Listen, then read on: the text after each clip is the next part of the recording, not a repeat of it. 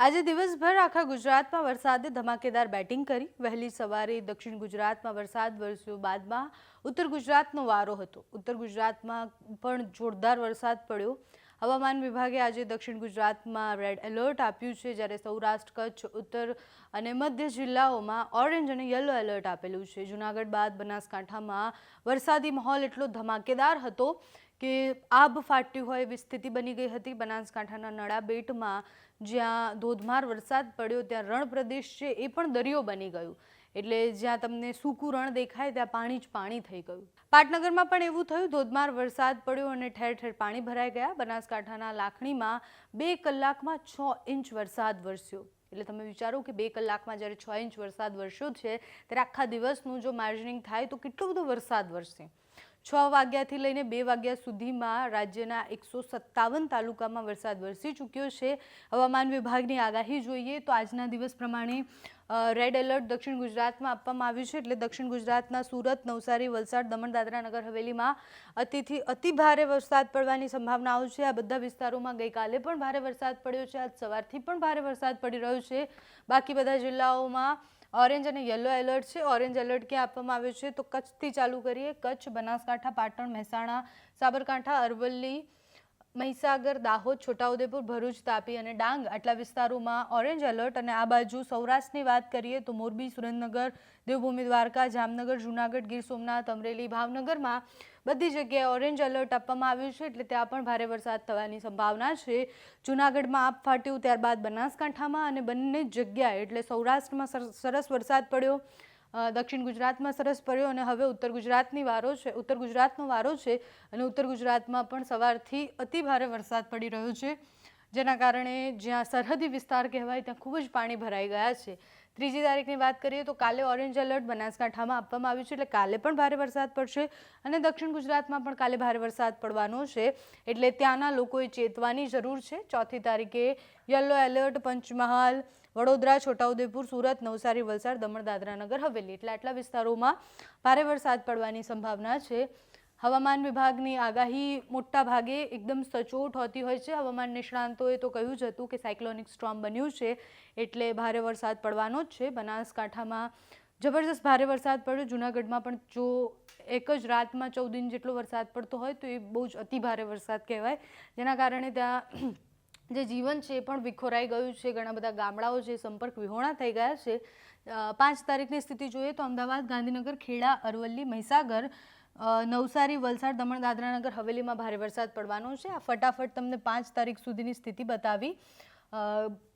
આજની સ્થિતિની મેં જેમ વાત કરી એમ કે આજે જ્યાં રેડ એલર્ટ આપવામાં આવ્યું હતું ત્યાં તો ઓલરેડી બહુ જ ભારે વરસાદ પડ્યો જ છે અને બાકીના વિસ્તારોમાં પણ એવી સ્થિતિ હતી આજે, એટલે હવામાન વિભાગની આપણે આજની સ્થિતિનું જોઈએ કે ક્યાં કેવો વરસાદ પડ્યો તો સૌથી વધારે દેવભૂમિ દ્વારકા, જૂનાગઢ, સુરત, નવસારી આ રેડ કલર તમને દેખાય છે, એ red colour extremely heavy rain માટે એ હોય છે અને મોર ધેન 204.4 mm વરસાદ જ્યાં સૌથી વધારે પડી જાય એને મેક્સિમમ રેઇન ત્યાં રેડ એલર્ટ હોય, એટલે ત્યાં સૌથી વધારે વરસાદ પડ્યો છે અને મેક્સિમમ રેઇનફોલ જૂનાગઢ 361 mm જૂનાગઢમાં સૌથી વધારે વરસાદ પડ્યો છે।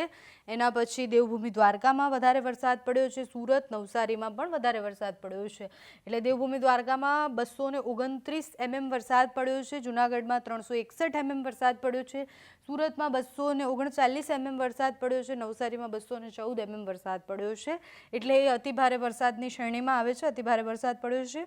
વેરી હેવી રેઇન ક્યાં છે તો 115.5 થી 204.4 mm નો વરસાદ ક્યાં છે તો પોરબંદર, રાજકોટ, મોરબી, અમરેલી, ભાવનગર, ગીર સોમનાથ આટલા વિસ્તારોમાં અને તાપીમાં તો આ બધા જ વિસ્તારોમાં ભારે વરસાદ પડ્યો છે, વેરી હેવી રેઇનફોલ છે। અને અહીંયા હજી અપડેટ નથી થયું, આપણે જે બનાસકાંઠાની વાત કરી એ થોડા જ કલાકોમાં જે પડેલો વરસાદ છે અપડેટ થાય તો અહીંયા પણ રેડ કલર આવી જશે, એટલે ગુજરાતમાં આજનો દિવસ એ ખૂબ ભારે રહ્યો છે। બહુ જ બધા જિલ્લાઓ એવા છે કે જ્યાં અસરગ્રસ્ત એ થઈ ગયા છે, કારણ કે સંપર્ક વિહોણા થયા છે, આખું જીવન છે ખોરવાઈ ગયું ત્યાં ભારે વરસાદને કારણે અને NDRFની ટીમો પણ ત્યાં તૈનાત કરવામાં આવી છે કોઈ જાનહાનિ ન થાય એના માટે।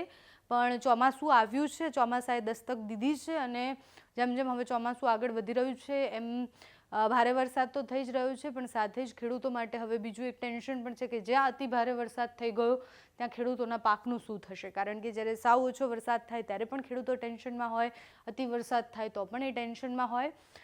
અત્યારે તો આજનો દિવસ બનાસકાંઠાના લોકો માટે થોડું ભારે છે, રાત સુધીમાં હજી ભારે વરસાદ પડવાની સંભાવના છે। હવામાન વિભાગે પણ આગાહી આપી છે કે આગામી 5 દિવસ ભારે વરસાદ પડવાનો છે। હવામાન વિભાગે क्या अलर्ट जाहिर कराया है, ये सांभळिए। की बात करेंगे तो आज के लिए सूरत, नवसारी, वलसाड़, दमन और दादरा नगर हवेली के लिए एक्सट्रीमली हैवी रेनफॉल की वार्निंग दी जा रही है और साथ में रेड अलर्ट जारी है। और वेरी हैवी रेनफॉल की बात करेंगे तो जो डिस्ट्रिक्ट है जहां पे वेरी हैवी रेनफॉल की वार्निंग दी गई है गुजरात रीजन के, वो डिस्ट्रिक्ट हैं बनासकांठा, पाटन, महसाना, साबरकांठा, अरावली, दाहोद, महिसागर, छोटा उदयपुर, भरूच, तापी और डांग डिस्ट्रिक्ट हैं जहां पर वेरी हैवी रेनफॉल की वार्निंग है और साथ में ऑरेंज अलर्ट जारी है। और हैवी रेनफॉल की बात करेंगे तो गुजरात रीजन के लिए जो डिस्ट्रिक्ट है जहां पर हैवी रेनफॉल की वार्निंग है वो डिस्ट्रिक्ट है गांधीनगर, अहमदाबाद, आनंद, पंचमहल, नर्मदा। और ये डिस्ट्रिक्ट हैं जहां पर हैवी रेनफॉल की वार्निंग है और साथ में येलो अलर्ट जारी है। और डे 2 की बात करेंगे तो डे 2 के लिए जो डिस्ट्रिक्ट हैं जहां पर वेरी हैवी रेनफॉल की वार्निंग है वो डिस्ट्रिक्ट हैं बनासकांठा, सूरत, डांग, नवसारी, वलसाड़, तापी, दमन, दादरा नगर हवेली और साथ में ऑरेंज अलर्ट जारी है। और इसके अलावा जो डिस्ट्रिक्ट है गुजरात रीजन के वो सारे डिस्ट्रिक्ट कवर हैं जहां पर हैवी रेनफॉल की वार्निंग है और साथ में येलो अलर्ट जारी है। और डे 3 की बात करेंगे तो डे 3 के लिए पंचमहल, बड़ोदरा, छोटा उदयपुर, सूरत, डांग, नवसारी, वलसाड़, दमन और दादरा नगर हवेली डिस्ट्रिक्ट शामिल है जहां पर हैवी रेनफॉल की वार्निंग है और साथ में येलो अलर्ट जारी है।